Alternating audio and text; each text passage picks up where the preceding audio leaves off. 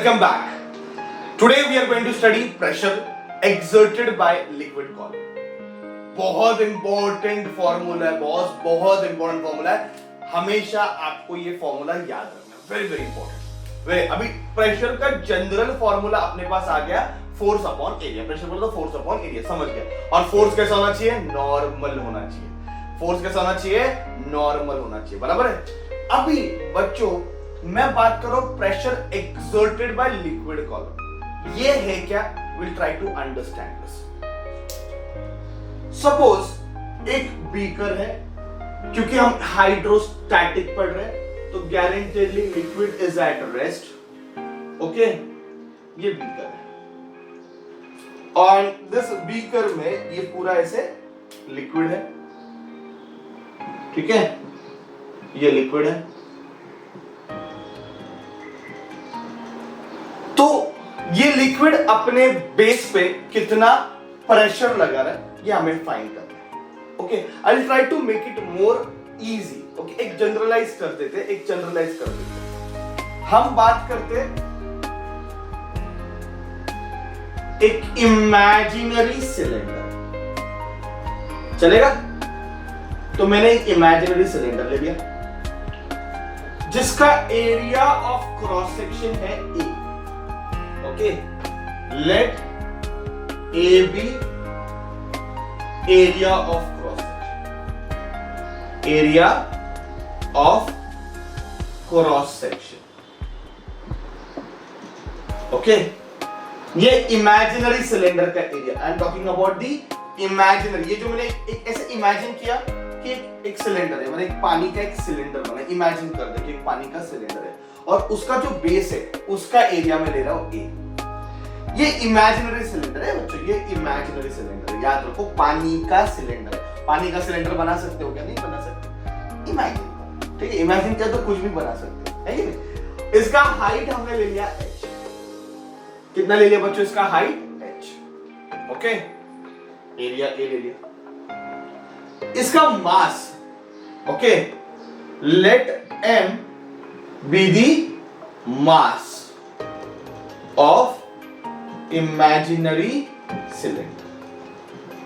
Okay, ये सब imaginary cylinder का बात चल रहा है तो इसका मास m भी.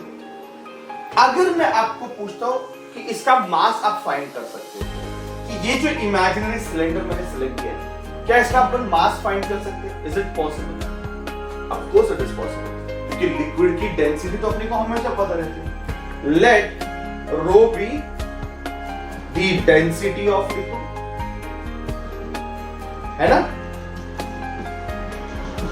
तो बच्चों डेंसिटी का फॉर्मूला हमने पढ़ा हुआ है मास अपॉन वॉल्यूम, है ना?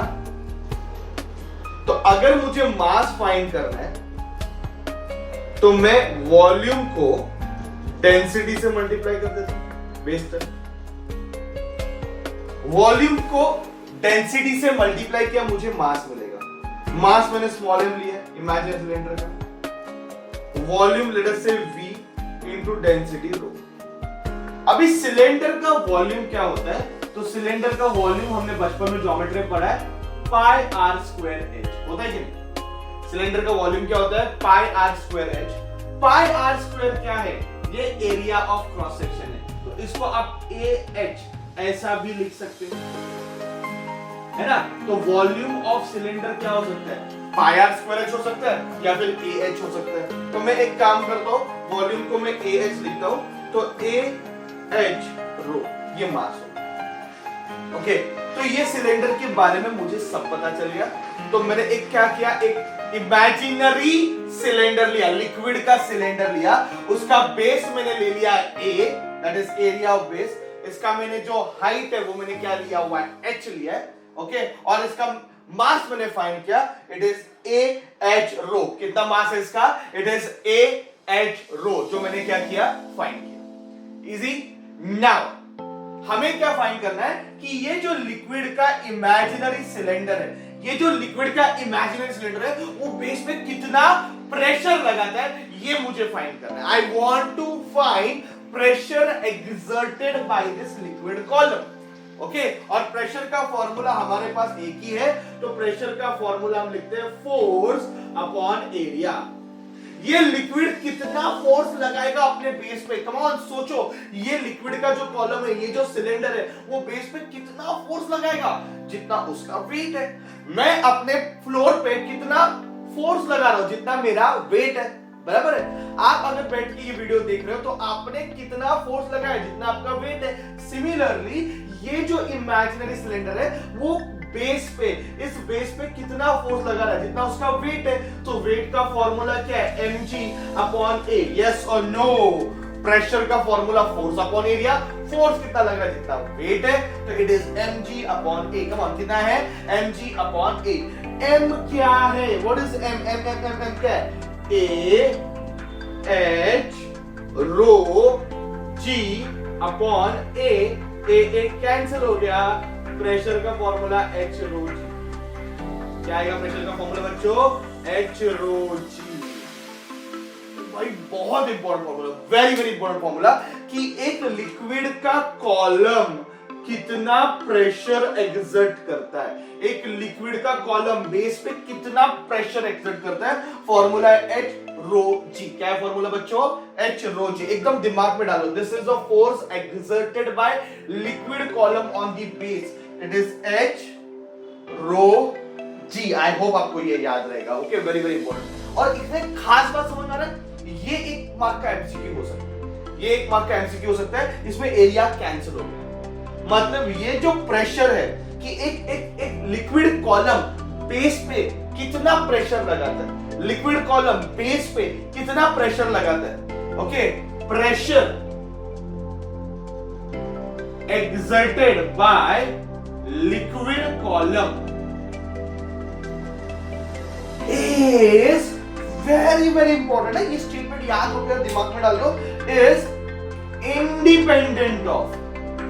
Independent of area of base. समझ में आ रहा है, समझ में आ रहा है, बेस के एरिया पे डिपेंड नहीं करता है, it is independent of area of base. तो किस पे डिपेंड करता है, सिर्फ h। एक लिक्विड की डेंसिटी तो फिक्स है, ग्रेविटी उस पॉइंट पे फिक्स है, तो h पे डिपेंड करता ना यार। और h को हाइट मत बोलो आजकल, नो, हम ऐसा नहीं बोलते अरे क्या पानी की हाइट है, हम बात करते हैं डेप्थ की। तो ये h क्या है, h रिप्रेजेंट डेप्थ। इसलिए मैंने यहाँ पे लिखा नहीं है, अभी मैं लिखता हूं h इज डेप्थ। तो एक लिक्विड, अभी पूरा बीकर को देखो, अभी इस इमेजिनरी सिलेंडर को निकाल दो, ये पूरे बीकर को देखो, और ये अगर मैंने h ले लिया, ओके, ये मैंने बीकर में जितना पानी भरा हुआ है उसका डेप्थ ले लिया h, और इसका area of course let us से कुछ और है। तो ये जो पानी इस बीकर में डाला है वो बेस पे कितना प्रेशर लगाएगा, फॉर्मूला है h रो g।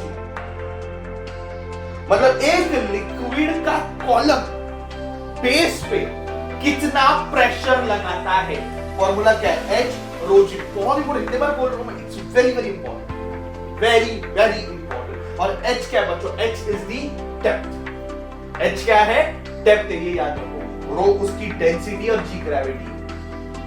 मतलब ये बीकर को मून पे लेके जाओगे, सोचो मून पे लेके गया बीकर, प्रेशर चेंज हो जाएगा क्योंकि ग्रेविटी चेंज हो जाएगी। इनफैक्ट मून पे प्रेशर 1/6 है, तो मून पे प्रेशर ग्रेविटी 1/6 है, तो प्रेशर भी कितना हो जाएगा, 1/6 हो जाएगा। आप समझ रहे हो मैं क्या बोल रहा हूं, h पे डिपेंड करता है और लिक्विड के डेंसिटी पे डिपेंड करता है। मतलब जिस लिक्विड की डेंसिटी ज्यादा रहेगी वो ज्यादा प्रेशर लगाएगा, जिस लिक्विड की डेंसिटी कम रहेगी वो कम प्रेशर लगाएगा।